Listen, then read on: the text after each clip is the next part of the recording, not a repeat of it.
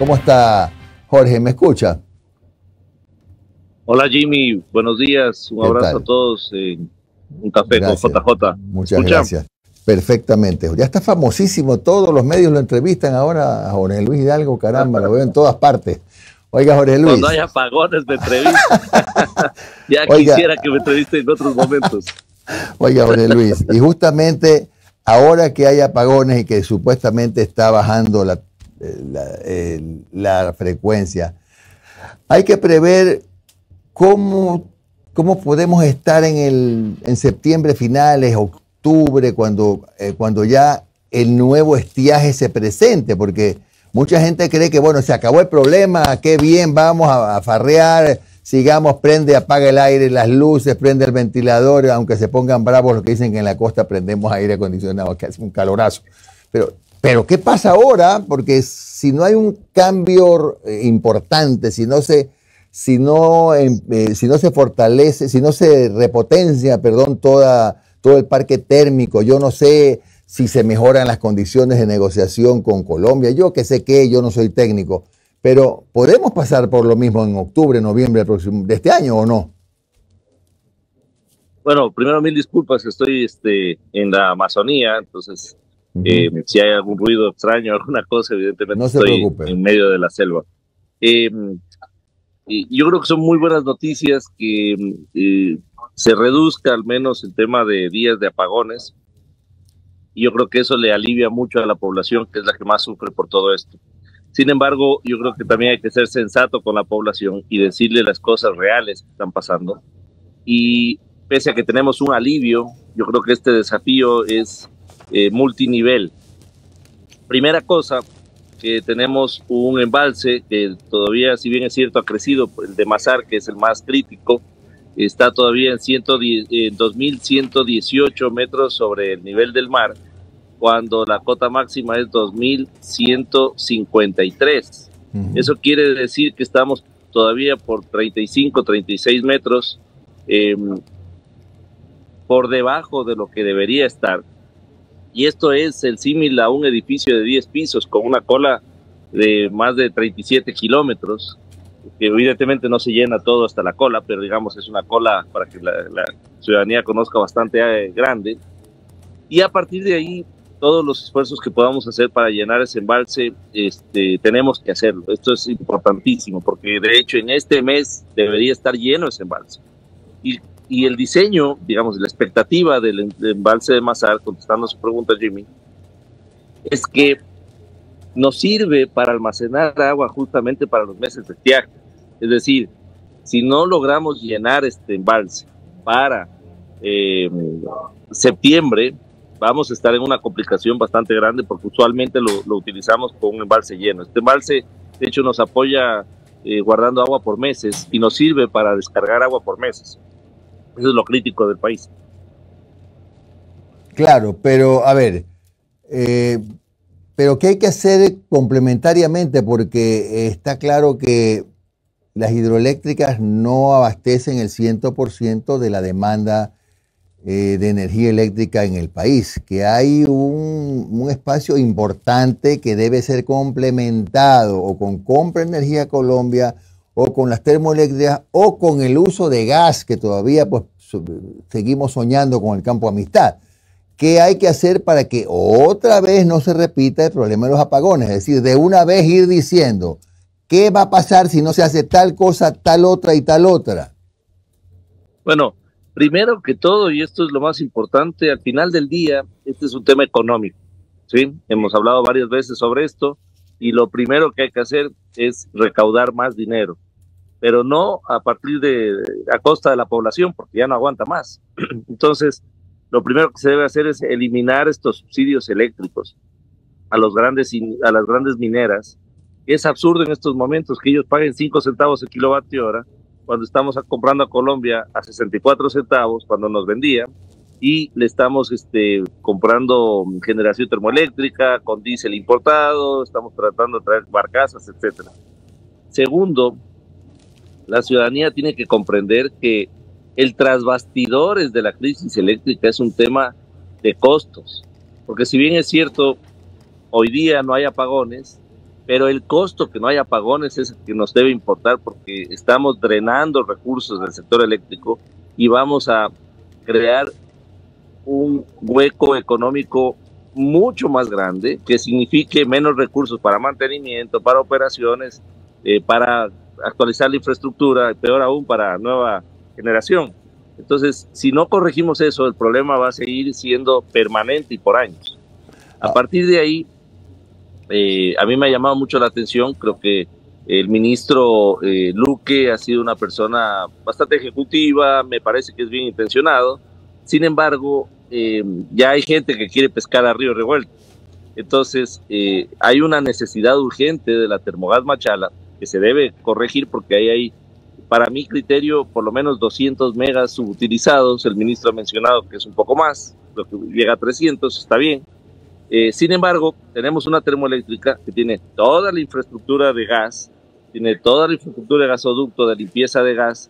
Es una termoeléctrica, además, que solo requiere aumento de gas para provisión de generación eléctrica, pero ya se escuchan voces de que hay que acelerar procesos de importación de gas. Y yo quiero ser muy enfático en esto, Jimmy. No hay forma de que en esta crisis eléctrica la importación de gas sea una solución, porque el Ecuador no tiene infraestructura de recepción de gas natural. Esto no es GLP. Y a partir de ahí nos venden la idea de urgencia, pero no es solución. ¿Cuál es la solución? Campo Amistad. En Campo Amistad se requiere hacer workover y mantenimiento de pozos, y hay dos clases de workover que se deben hacer. La primera son mantenimientos menores, que se les reinyecta nitrógeno, se le dispara a los pozos, esto hace que se exciten los pozos y suba la producción. La segunda fase es un workover con jack-up, donde usted ya mete un taladro y obviamente limpia los pozos, rescata pozos cerrados y hace trabajos un poco mayores. El workover inicial toma semanas, el workover con jack-up puede tomar 2, 3 meses. Y a partir de ahí ya se cuentan hasta con estudios de impacto ambiental aprobados para tener 4 o 5 nuevas perforaciones. Si usted compara los costos de la producción nacional versus el costo de importación, el costo de importación es 70% más caro que el de producción nacional. Claro. Y ni se diga con el diésel, que es mucho más barato. Entonces, claro, la producción nacional de gas no solo que es más rápida, es más efectiva, sino también es la más económica. Claro, a ver, Jorge Luis. Quisiera... Sí. Jorge, solo rapidito. O sea, el Campo Amistad, si es que aprovechando este estado de emergencia, que estamos en emergencia en el sector eléctrico, se logra repotenciar o como se llame, en 4 meses podría estar generando energía, ¿verdad? Pero Termogas Machala no, así. No, a ver, Termogas Machala requiere más gas. Ya. Está lista para operar. Ya. Y con Termogas Machala, si se aumentan 25 millones de pies cúbicos, que eso se puede lograr en semanas, y me ratifico esto, semanas, usted puede aumentar 100 megas más. En poco tiempo, en meses, en 4 meses, digamos. Entonces, evidentemente, eso comparado a la importación de gas, la importación de gas no va a llegar sino en 1 año y medio, 2 años. ¿Por qué? Porque puede llegar con isocontenedores como GNL, así están planteando, pero usted requiere construir una regasificadora que es 30 veces más grande que la regasificadora más grande que tiene este país, que está en la empresa privada. A la empresa privada le tomó 1 año. ¿Usted cree que al sector público le va a tomar menos que a la empresa privada? Después, si quiere traer por barco, ya se escuchan voces de que quieren utilizar nuevamente la infraestructura de Campo Amistad, cuando hay toda clase de informes que dicen que esto es antitécnico porque pone en riesgo la producción nacional. Entonces deben hacer su propia infraestructura. Para hacer su propio puerto, evidentemente se va a tomar 1 año y medio, 2 años en construir este puerto de recepción. Entonces lo que me llama la atención es que nos venden la idea de la importación de gas como solución para esta crisis, que no lo es. Entonces yo quisiera pedirle a las autoridades que nos den a la producción nacional de gas la misma prioridad y el mismo entusiasmo que le están generando a los importadores de gas. Fíjense qué irónico, porque debería ser al contrario. Pero bueno, así lo han decidido. estamos de acuerdo, no tenemos problemas con la importación. Le pedimos a la autoridad, den las mismas condiciones que los importadores y déjenos competir en igualdad de condiciones. Omar. Ingeniero, ¿cómo está? Omar Jaén le saluda, buen día. Hola, Omar. Aquí hemos hablado bastante sobre el tema del Campo Amistad, sobre el tema del gas, pero también en este camino, en medio de la crisis, se habló de las barcazas. ¿Usted cree que a estas alturas y, a ver, con el beneficio del clima que hemos tenido en estos últimos días, por ejemplo, ya de aquí hasta el domingo, en teoría no habrá apagones, ¿son urgentes o todavía necesarias la llegada de las barcazas o se las puede omitir por el momento? No, Omar, estamos en una situación crítica. No han cambiado las cosas. Todavía estamos con un embalse que debería estar al menos 30 metros arriba. 30 metros, quiero que me comprendan, estamos hablando de cerca de 80,000 o algo de esto, piscinas olímpicas de agua. Evidentemente se ha hecho una buena gestión, está subiendo los embalses, estaba en 2108, ahora está en 2118 y hay 10 metros para arriba. Pero no es solo que aumente la capacidad de almacenamiento de embalses, sino que también lo que ha pasado es que ha hecho menos calor en la costa, y al hacer menos calor en la costa se reduce el consumo y esto alivia un poco. Pero el día de mañana llega a 38 grados en Guayaquil, lo que va a pasar es evidente, van a consumir más. Y la ciudadanía también tiene que comprender que no es un tema nada más de que, por ejemplo, hace mucho calor, pero yo no prendí el aire acondicionado, entonces no me deben cobrar más en la planilla. Pero resulta que, por ejemplo, los equipos de refrigeración hacen mayores esfuerzos para refrigerar los productos y sin necesidad que usted haga nada, ya consume más electricidad. Entonces, lamentablemente, tenemos un desafío de que si llega a pasar, que puede pasar en estos días, que se aumente la temperatura. Por otro lado, la demanda todavía está muy débil, está debilitada, la oferta, y eso quiere decir que podamos volver a apagones. Y yo creo que la próxima semana es muy posible que volvamos a apagones todavía. Perfecto. Ahora, ingeniero, estábamos hablando con Jimmy al principio, que veíamos una nota con respecto a que el ministro informaba que Colombia nos empezó a vender nuevamente energía, valores entre 25 centavos y 21 centavos, ¿no es verdad? Y nosotros, y Jimmy lanzaba una pregunta, ¿no? Ojo, nos está vendiendo Colombia, que también está en problemas, todavía está con los inconvenientes en Colombia, pero el año pasado, cuando Colombia no estaba en problemas, nos vendía hasta de 65 centavos. ¿Qué pasó ahí? A ver, primera cosa que es importante, a Colombia le encanta vendernos electricidad. Por más de que el presidente Petro esté bravo con nosotros o no, lo que fuera, le encanta vendernos. ¿Sabe por qué? Porque nos vende a un precio que es una locura de precio. Exorbitante, por supuesto. Exorbitante, están haciendo el negocio de su vida. El precio usualmente que se transaba estaba entre 6, 8, 10, 15 centavos el kilovatio hora. Y ha subido a precios promedio de 21 hasta 30 centavos, con picos desde 64 centavos el kilovatio hora, que no hay justificación técnica para que esto se justifique ese precio. Ya al Ecuador le ha tocado comprar. Entonces, Colombia, si tuviera un kilovatio para vender, lo vende ya. O sea, esto no es un tema político, están encantados de vendernos porque están haciendo evidentemente sus ferias. Y el Ecuador, que también le exporta a Colombia, y creo que a lo mejor en estos meses podamos tener capacidad para exportarle a Colombia. Por supuesto que hay que apoyarlos a los hermanos colombianos, pero con las mismas condiciones con las que ellos nos han vendido la electricidad. Porque fíjese usted, el año pasado, 2022-2023, ¿no es cierto?, a cierre de 2023, le compramos a Colombia cerca de 1.250 gigavatios hora y le pagamos cash 288 millones de dólares a un precio promedio de 21 centavos el kilovatio hora. Ecuador, el año pasado, también le exportó electricidad a Colombia y le exportamos cerca de 550 gigavatios hora. A 6 centavos. Y le vendimos a solo 33 millones de dólares, a 6 centavos el kilovatio hora en promedio y con picos menores de 2 centavos el kilovatio hora. Entonces, adivine qué es lo que hace el Ecuador. El Ecuador le subsidia la electricidad incluso a Colombia. ¿Cómo se entiende usted que no tengamos una posición firme, técnica, patriota, de poner mismas condiciones que lo que nos están poniendo los amigos colombianos, porque el Ecuador incluso a las exportaciones no le está cargando precios de amortización de inversiones o retorno de inversión. Y este es un descuido de nuestras autoridades que evidentemente, como nadie las controla, regalan la energía. Claro. Ahora, ingeniero, y esto lo pregunto de manera muy personal, ¿esto es sencillamente una explotación por parte de Colombia o también es algo sospechoso del lado ecuatoriano?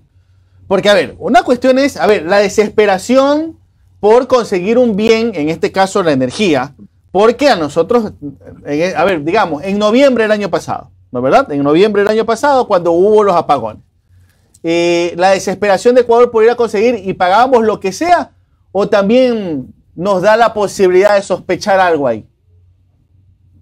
Bueno, Omar, la verdad es que yo no tengo evidencia para lo que podríamos sospechar, pero ¿cuánto vale una Coca-Cola en el desierto? Es decir, la desesperación hace, digamos, puede generar alguna expectativa a alguien, pero la desesperación hace que no nos toque de otra que comprar. Pero cuando usted analiza los números, porque los números no mienten, pese a que obviamente depende de qué momentos de hora y de día y de mes estamos comprando y vendiendo, no puede haber una variación tan grande entre 21 centavos con picos de 64 centavos versus 6 centavos con picos de 2 centavos. Esto es evidentemente una demostración técnica de cómo el ecuatoriano es ingenuo, cómo nosotros regalamos las cosas. Y obviamente tenemos una contraparte que de ninguna manera regala ni siquiera un centavo. Entonces, evidentemente, creo que la crítica va más porque nosotros revisemos nuevamente nuestros cálculos de tarifa que corrijan estas distorsiones como lo que le vendemos a Colombia, los subsidios eléctricos a las mineras. Etcétera, eso mismo le quería preguntar, ingeniero, ¿cómo está ese tema? Sí. Que usted también ha sido un abanderado del tema de los subsidios, por más que ellos le quieran llamar incentivos, no deja de ser un subsidio.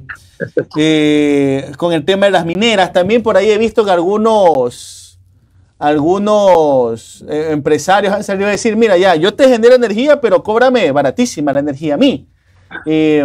¿Cómo puede haber esas distorsiones en el camino? ¿Se las puede solucionar? Yo me acuerdo que un asambleísta también estaba dándole seguimiento a ese tema de las mineras. ¿Cómo avanza? A ver, primero, es interesante escuchar las cámaras de industriales, de mineras, de acuacultura dicen, hay que eliminar los subsidios, pero cuidado me tope a mí. A mí no me tope, a mí me mantiene el subsidio.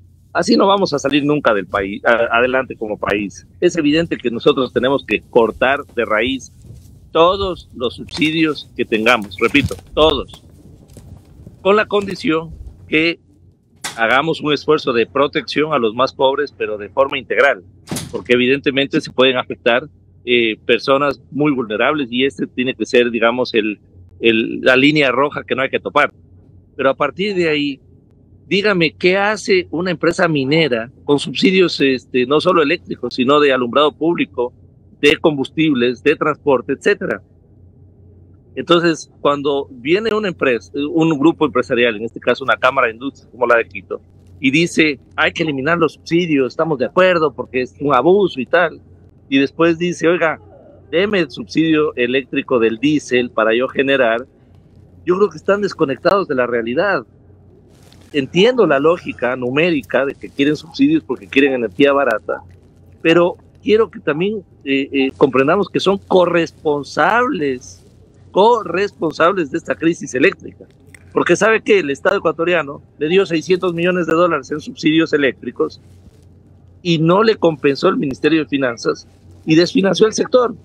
Claro. Entonces, el ahorro que tuvieron en subsidios lo terminan pagando en apagones. Así claro. que no les Jorge, salió tan buen negocio. Jorge Luis, ¿en qué año se firmó ese, supongo que es un decreto o qué sé yo, qué documento en el que se establece ese subsidio a las mineras?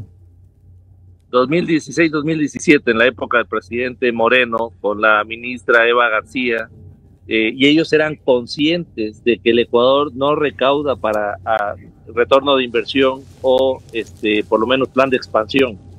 Entonces, además de saber eso, le dan otro subsidio, que era el subsidio eléctrico a las grandes industrias y mineras, donde no solo que ya no recaudábamos para expansión, que nunca lo recaudamos, sino que ya no alcanzaba para mantenimiento y operaciones. Y cuando usted le pregunta a los grandes industriales y las cámaras y dicen, pero es que tenemos un parque termoeléctrico que solo funciona a la mitad, háganse cargo, al señor presidente de la Cámara de Acuacultura, al señor Campuzano, hágase cargo, porque usted sobre todo lo veo el más indignado con los apagones, háganse cargo con esto. ¿Por qué? Porque evidentemente el desfinanciamiento que han generado al sector eléctrico hace que estemos en las condiciones con las que estamos. Y también un mensaje a la Cámara de la Minería y a las dos grandes mineras: sean empáticos con el país, renuncien al subsidio eléctrico, porque no es posible que estemos en estos momentos de crisis, de barcazas, de importación a Colombia con costos excesivos, comprando a 64 centavos para venderles a 5 centavos. Claro, bueno. Gracias a Jorge Luis Hidalgo, experto energético, por su presencia aquí en Un Café con JJ. Una cosa final y rapidísima, Jorge, pero rapidísima. Del 100% del parque térmico, ¿qué porcentaje está funcionando ahorita? Menos de la mitad. Menos de la mitad. Claro. Y ahí se necesita una inversión fuerte, pues, ¿no? Por lo menos de mantenimiento de operaciones, no le hemos dado mantenimiento, pero además tenemos una termoeléctrica con gas natural al frente de la termoeléctrica en el mar, y estamos buscando en Estados Unidos, en Europa, que nos importen gas.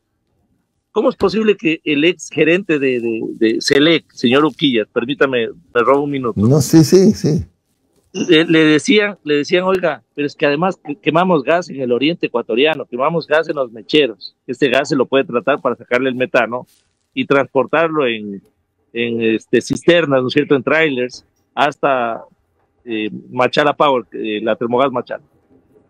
Y el señor decía, es que es muy lejos traerlo del oriente hasta Termogas Machala, pero no le parecía lejos traer desde Estados Unidos. Entonces, abusan del desconocimiento de la gente. Quieren beneficiar al status quo de los importadores de combustibles, y el Ecuador económicamente ya no aguanta más. Tenemos gas en Campo Amistad que hay que darle prioridad. Claro. Bien, gracias, Jorge Luis Hidalgo. Un buen día. Muy amable, Jorge Luis. Abrazo, gracias.